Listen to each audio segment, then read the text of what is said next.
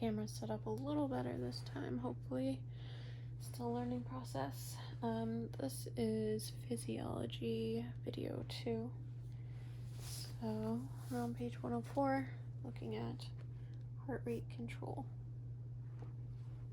Sympathetic control, T1 through T5, middle and inferior cervical sympathetic ganglia. Increases heart rate and chronotropism by increasing the rate of phase 4. Increases conduction velocity, dromotropism, by decreasing PR interval. Sympathetic increases force of contraction by inotropism by increasing the calcium influx of phase 2. Parasympathetic heart rate control, vagus nerve via cardiac branches. Decreases heart rate by negative chronotropism, decreasing the rate of phase 4.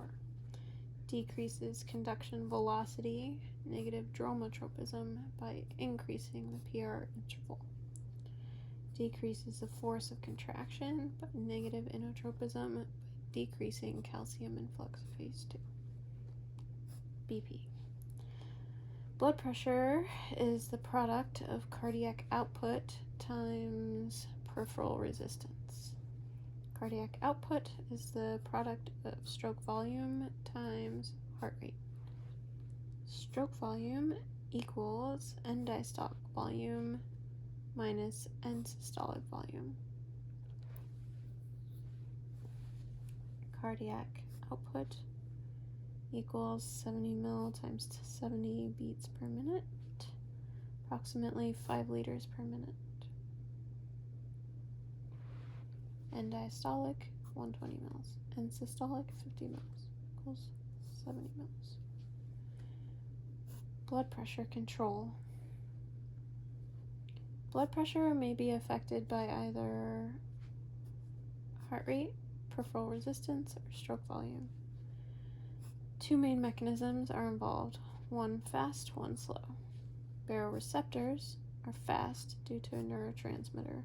Renin-angiotensin-aldosterone mechanism is slow because it's hormones. Baroreceptor mechanism. High pressure sensors, baroreceptors, in the carotid sinus and the aortic arch. Afferents are carried by cranial nerve 9 and 10 respectively and relay information to the medulla.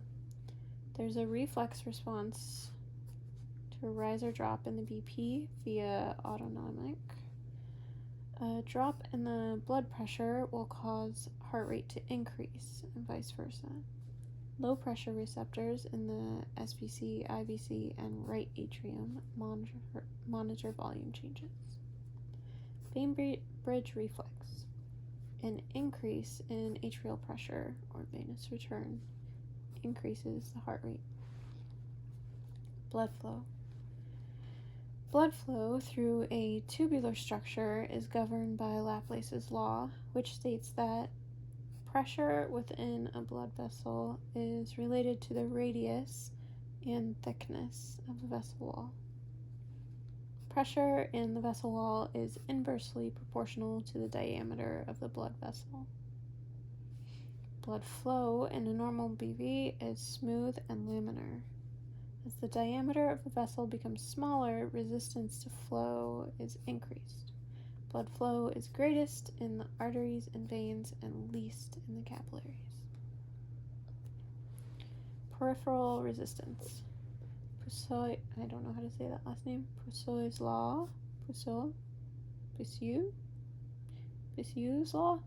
describes the flow rate of fluid through a tube. The flow rate is dependent on peripheral resistance. Peripheral resistance is directly proportional to the viscosity of the blood and the length of the vessel, and inversely proportional to the radius of the vessel to the 4th power. If the blood vessel radius decreases by a factor of 2, then the resistance increases by a factor of 16. The greatest resistance in the vascular system is offered by arterioles. Capillary pressures, Starling forces. Intracapillary hydrostatic pressure, which forces fluids out into the interstitial space. 35 milligrams per mercury. Intracapillary oncotic protein-related pressure, which pulls fluids into the capillary. Interstitial hydrostatic pressure, which forces fluids into the capillary. Interstitial oncotic pressure, which pulls fluid out of the capillary. The net capillary pressure is 10 millimeters mercury, which pushes some fluid out into the interstitial spaces.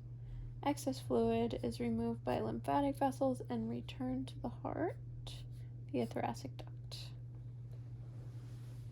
Vascular response to exercise. Exercise stimulates the sympathetic nervous system and results in increased heart rate, conduction velocity, and cardiac contractility. Beta 1 effect. Vasoconstriction in the skin, gut, and inactive muscles. Alpha adrenergic effect. Vasodilation of the blood vessels to active skeletal muscle. Beta 2 adrenergic effect. Dilation of the coronary arteries. Beta 2 adrenergic effect. Increased CO2 causes pulmonary vasoconstriction, redirecting blood to better ventilated areas. Where are we at? 7 minutes? Let's see how big this endocrine physiology section is. It's pretty big, so we'll do that in the next video.